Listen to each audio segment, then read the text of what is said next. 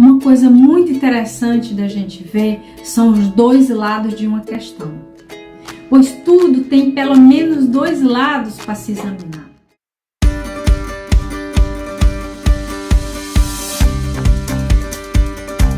Se prestarmos atenção sobre o que está acontecendo na atualidade, principalmente com o aumento do uso de aplicativos na internet, esses aplicativos têm uma forma de identificar o tipo de conteúdo que você gosta mais, o que facilita muito para quem está fazendo publicidade na internet, pois a partir daí o aplicativo só manda um tipo de corrente de vídeos e informações que provavelmente você vai assistir.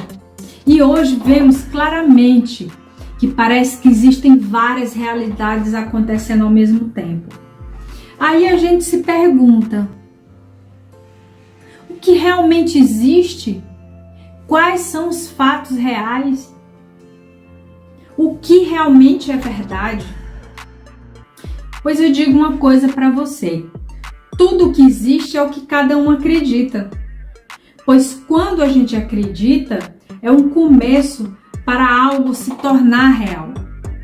O grande problema disso tudo é quando nossas crenças são limitantes ou egoístas e muitas vezes até destrutivas.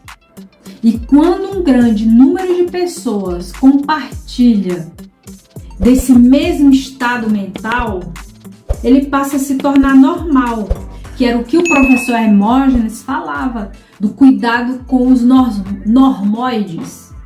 Vou deixar aqui embaixo um link para a palestra do professor Hermógenes, um conhecido professor de yoga aqui no Brasil, que ele fala a respeito do que é ser normal.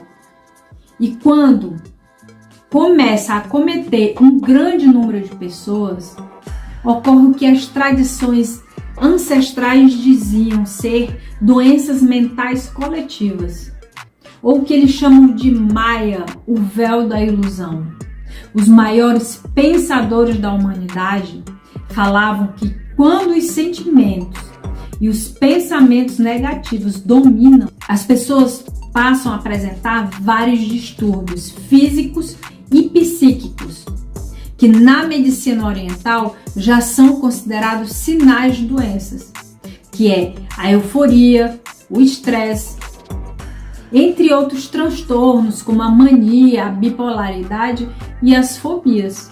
Krishnamurti, um filósofo, escritor e educador indiano, fala que quanto maior é o medo, maior é a neurose. A medicina ayurvédica, que é praticada há mais de 6.000 anos na Índia, que ensina a como a gente pode adquirir boa saúde e longevidade. E ela explica que todos nós, no nosso interior, temos o potencial de sermos melhores ou piores. E isso vai depender de uma série de fatores, como, por exemplo, o nosso biotipo, o tipo de alimentação que a gente está acostumado a fazer, o ambiente em que a gente vive, com os nossos amigos e familiares, o tipo de humor que a gente cultiva no nosso interior diariamente. Vai depender muito dos nossos hábitos. Existe uma frase muito conhecida que é: o hábito é o que faz o monge. A maneira como manifestamos o nosso jeito de ser faz parte dos nossos atributos mentais, das nossas crenças, daquilo que a gente cultiva no nosso coração. Você lembra do dito popular que o que está no coração, a boca fala? Quando a gente manifesta atitudes de uma forma mais leve, fica mais fácil da gente evoluir, avançar e progredir. É quando a gente tem a oportunidade de desenvolver a nossa consciência e inteligência. Ou podemos também agir de uma maneira mais racional e impulsiva, onde a pessoa fica dominada pelas suas emoções e não consegue desenvolver um autocontrole e autoconhecimento. As pessoas muitas vezes agem sem pensar, de uma forma mais pesada, resistente, com pensamentos voltados para o retrocesso, desenvolvendo a resistência ao novo, às mudanças. E assim ela manifesta a inércia, a falta de evolução. Eckhart Tolle, no seu livro Despertar para uma Nova Consciência, fala da importância de encontrarmos o sentido da nossa existência. Porque todos temos a oportunidade de fazer escolhas e mudar o sentido da nossa vida, para que ela não seja só voltada para os ganhos materiais e para a resolução de problemas do cotidiano. Eu aqui não estou falando que os ganhos materiais não sejam importantes. Claro que são importantes, pois é o nosso suporte para a vida e para o conforto.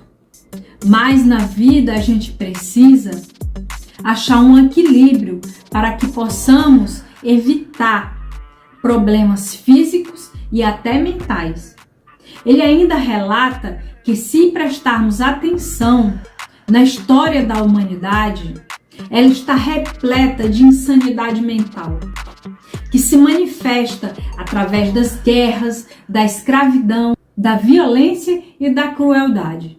Eckhart Tolle fala no seu livro o seguinte texto: o excesso de medo e cobiça e o desejo de poder são as forças motivadoras psicológicas que estão por trás não só dos conflitos armados e da violência envolvendo países, tribos, religiões e ideologias, mas também por trás dos desentendimentos que acontecem dentro dos relacionamentos pessoais.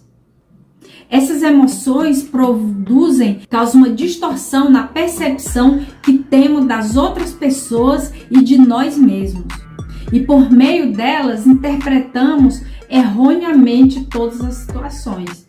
É como se tivesse um filtro na nossa observação, o que nos leva a adotar uma ação equivocada para nos livrarmos do medo e satisfazermos a nossa necessidade de interior de alcançar mais, um poço sem fundo que nunca pode ser preenchido. Ele adverte que qualquer ideologia que projete uma sociedade ideal é muito perigosa, porque sempre precisamos levar em consideração que o ego do ser humano pode ser sempre mais forte do que a sua consciência. Eckhart Tolle revela que a maior conquista do ser humano é descobrir o seu próprio distúrbio, para assim começar a descobrir qual é a sua cura, libertação do sofrimento e despertar. E a receita que ele dá é: observe seu modo de viver. Veja o que você está fazendo. Examine se você está causando sofrimento a alguém. Krishnamurti também explica que quando alguém só olha para o que os outros estão fazendo, que essa pessoa está sempre lutando e em estado de conflito.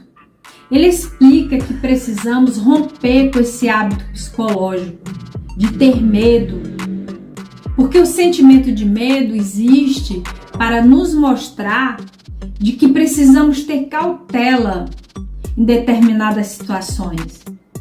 Mas se nos deixarmos dominar pelo medo, sem entender a causa e os efeitos dessa situação, estamos abrindo portas para as neuroses. E a receita que ele recomenda é: descubra a causa do seu temor. Você pode descobrir como se livrar dos seus medos e ser uma pessoa mais livre